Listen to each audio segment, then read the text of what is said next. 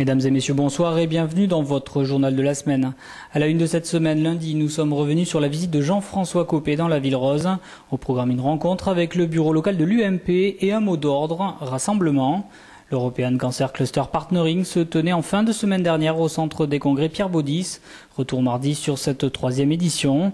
En milieu de semaine, ce sont les commémorations des 10 ans de la catastrophe AZF qui faisaient l'actualité. Et enfin, un peu de culture avant le week-end. Depuis lundi et jusqu'au 18 novembre prochain, l'atelier de création Passage à l'Art propose une exposition photo nommée L'origine du monde. Nous nous sommes rendus sur place. À moins d'un an des élections présidentielles, Jean-François Copé était en visite mercredi dernier dans la Ville Rose. L'occasion pour le président de l'UMP de sonner l'heure du rassemblement. Personne ne pourrait comprendre que les divisions continuent de perdurer alors que nous avons tant perdu de batailles électorales. Je le dis devant Brigitte Barège, qui a conduit, chacun s'en souvient, un combat difficile dans cette région, et je le dis surtout aux côtés de Jean-Luc Moudinque, qui a été élu président du comité départemental, qui a toute ma confiance et qui, avec l'ensemble de l'équipe départementale, a pour mission maintenant de rassembler et de mener campagne pour l'élection présidentielle.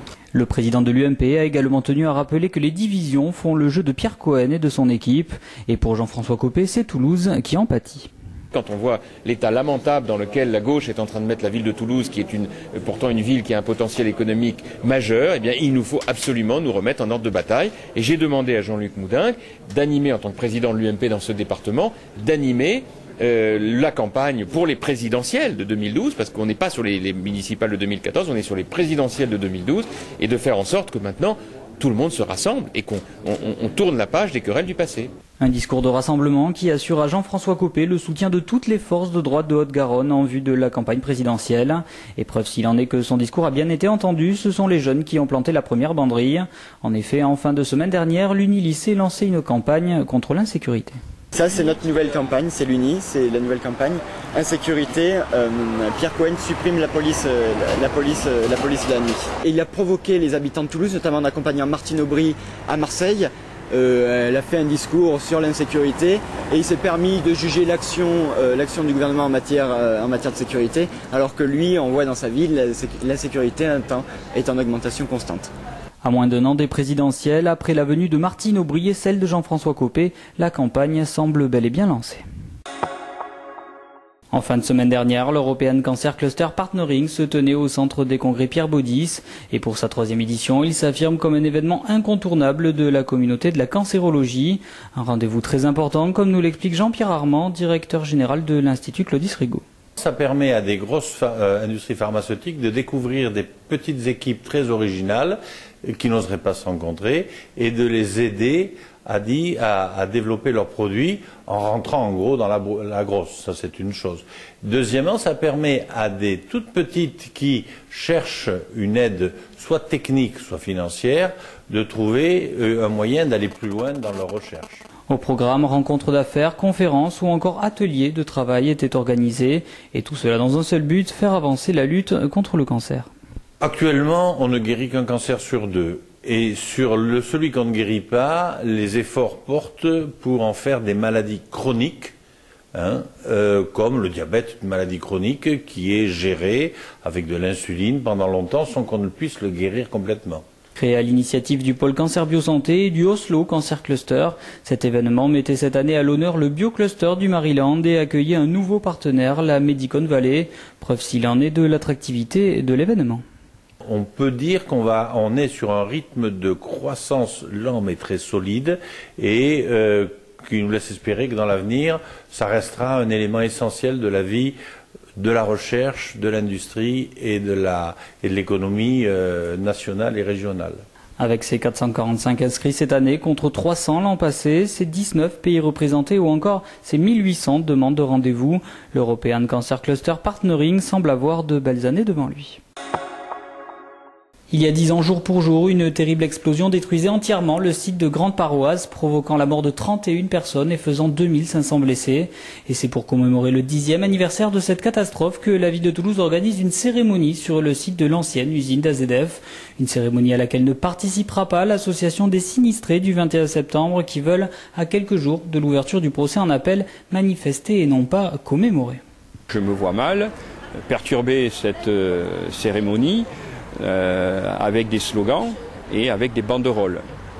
Donc pour nous c'est très simple, on va faire ce qu'on a fait pour tous les autres anniversaires, pour tous les 21 septembre, c'est-à-dire qu'on va se réunir au rond-point du 21 septembre et on va dire ce qu'on a à dire aujourd'hui. Et ce qu'ils ont à dire, c'est que la relaxe générale du procès est pour eux incompréhensible. Les membres de l'association comptent faire entendre leur voix en vue du procès en appel qui s'ouvre le 3 novembre prochain.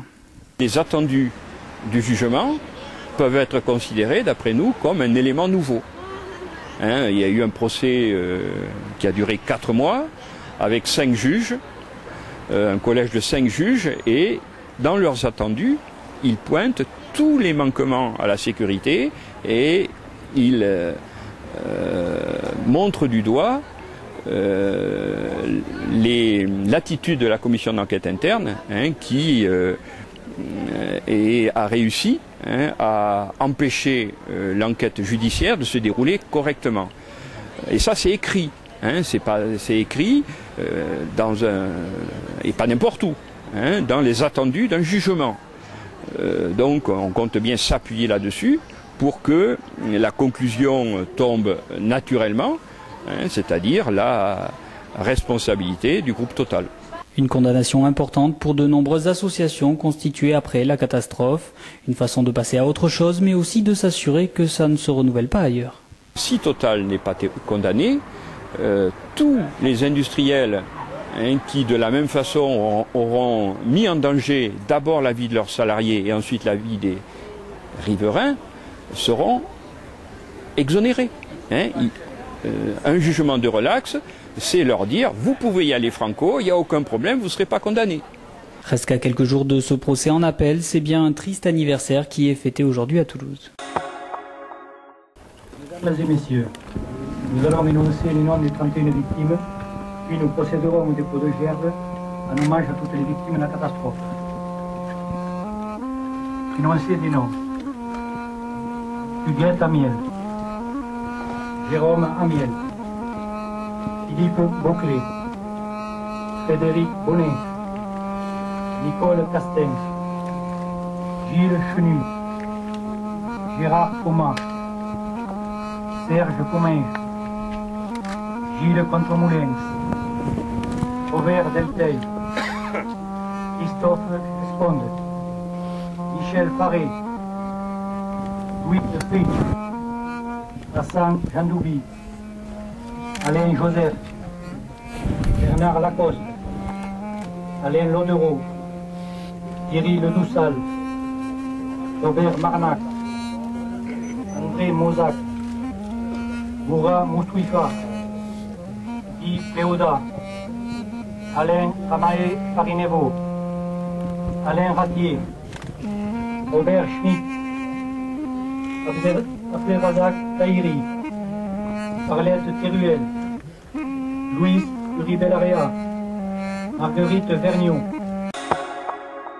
On revit un peu la journée qu'on avait vécue le 21 septembre 2001 et puis évidemment tout ce qui a suivi, tous les problèmes et puis cet élan de solidarité. Moi j'ai été marqué à la fois par l'ampleur du drame avec les morts, les blessés, beaucoup de détresse, de destruction, mais j'ai été aussi marqué positivement par le formidable élan de générosité, à la fois des Toulousains entre eux, et puis aussi, je me souviens, un élan de générosité à l'échelon national. Il n'y a pas eu 100% des associations, mais nous avions, et Nicolas Tissot, mon adjoint, avait réuni il y a 2 mois les personnes concernées, et il y avait eu une certaine convergence pour faire une manifestation unique. Bon, j'acte et je peux comprendre les différents points de vue. Il m'a semblé important, et ça a été une décision du bureau municipal, de maintenir cette notion de site unique. Et ce site unique, d'autant plus qu'il est acté par l'ensemble des associations, quelles qu'elles soient, même celle qui n'a pas voulu être là aujourd'hui, par rapport à la position non aboutie de la justice, mais qui a acté qu'il fallait un site unique avec un mémorial. Et d'ailleurs, dans une quinzaine de jours, nous donnerons le lauréat du mémorial. Je n'ai pas tellement suivi ce procès car je ne suis pas un anti-Total. Je suis un anti-catastrophe industrielle, donc ce procès m'a navré comme tout le monde, mais je me suis surtout occupé des conséquences et du présent qui continue à nous faire côtoyer un site industriel, la SNPE et les ballastières. Rien n'est résolu à Toulouse. Ce que nous voulons dire 10 ans après, c'est qu'on n'a pas tiré les conclusions, d'une part avec un procès qui ne débouche pas sur la reconnaissance de responsabilité, alors que pour nous, elle semble évidente de la part de l'entreprise organisant cette activité sur ce site, mais au-delà, on n'a pas non plus tiré les conclusions pour éviter, empêcher que d'autres types d'AZF, à moindre échelle, voire même à la même échelle, ne se reproduisent. Il y a un risque industriel. L'industrie ne peut pas complètement être autonome de la citoyenneté, des valeurs du développement durable, de la quiétude des riverains, mais cela ne remet pas en cause aussi la notion de politique industrielle. Donc tout ça, Toulouse peut être l'endroit où on en débatte avec ce souvenir et cette mémoire de cette catastrophe. D'abord, c'est pour clairement manifester ma sympathie aux victimes de cette catastrophe, à toutes les victimes. Et ensuite, c'est pour exprimer ma colère, pour dire que le risque industriel n'est pas pris au sérieux, que c'est toujours considéré comme un paramètre qu'on peut ajuster, un variable d'ajustement. Et il faut une autre façon de penser le risque industriel. Aujourd'hui, les grandes entreprises, Total par exemple, séparent les flux financiers, les flux des bénéfices, des flux des risques. Les risques restent dans les sociétés du groupe, dans les filiales. Il faut que ce système soit changé. Il faut que les bénéfices aillent de pair avec le risque. Vous savez qu'ici, le maire qui a déposé une gerbe en honneur des victimes, 14 mois auparavant, étant maire de la commune voisine, avait voté en faveur de l'extension de ce site. Créé il y a 6 ans, Passage à l'Art est un lieu de création artistique. Stylisme, modélisme, couture, dessin, broderie ou encore tricot, tout est bon pour développer sa créativité. Et depuis peu, c'est la photographie qui a fait son apparition au sein de l'atelier. La photo, c'est tout à fait en adéquation avec la mode, parce que c'est vraiment c'est du visuel, vous avez d'ailleurs pas mal de festivals qui lient photographie et mode, et c'est vrai que et puis le lieu s'y prête. Quand vous rentrez dans le lieu, ça ne vous choque pas de voir des photos, bien au contraire, même en décalage avec les créations textiles, vous voyez que c'est tout à fait en harmonie. Et pour la première exposition de la saison, c'est un photographe clermontois qui est à l'honneur. Et la série qu'il présente, nommée L'origine du monde, en clin d'œil à Gustave Courbet, met en valeur des parties de corps de femmes nues à la manière de paysages. Un thème léger et original dont avait besoin le photographe. Je venais de finir un travail sur les SDF à Paris, parce que j'aborde aussi des sujets plus durs. Et j'avais besoin de me reposer un peu l'esprit. Donc j'avais envie de faire un travail créatif, zen, simplement pour le plaisir de faire quelque chose de joli, de purement esthétique. Donc l'histoire, c'est l'origine du monde. Donc l'origine du monde, c'est la femme. Et donc j'aborde la femme un peu à la manière de paysage, d'où ces photos rondes comme la terre. Autre originalité de David F, ses photos sont en noir et blanc et il utilise l'argentique, un retour à l'origine de la photo qui lui donne beaucoup plus de liberté créative. On a un rendu en noir et blanc qui, quoi qu'on en dise, inimitable. On ne peut pas retrouver ça en numérique. Donc il y a une matière. En plus je travaille sur des papiers au bromure d'argent, chlorobromure d'argent. Il y a un travail sur la matière, si on regarde bien les tirages, il y a une sorte de patine, ça fait un peu brillant, un peu ciré. Donc quand on travaille en numérique, en fait, paradoxalement, on a beaucoup de choix dans la façon de travailler l'image sur l'ordinateur, mais après, on est très restreint au niveau de la sortie physique du tirage. On est obligé d'imprimer, on n'a pas le choix. En argentique, on peut travailler sur plusieurs types de papier, sur la chimie, sur les supports, sur un tas de choses, donc c'est beaucoup plus créatif en fait. L'exposition, quant à elle, est visible jusqu'au 18 novembre prochain. Et tenez-vous-le pour dit, mesdames, la suite de sa série, David F la consacrera probablement aux hommes.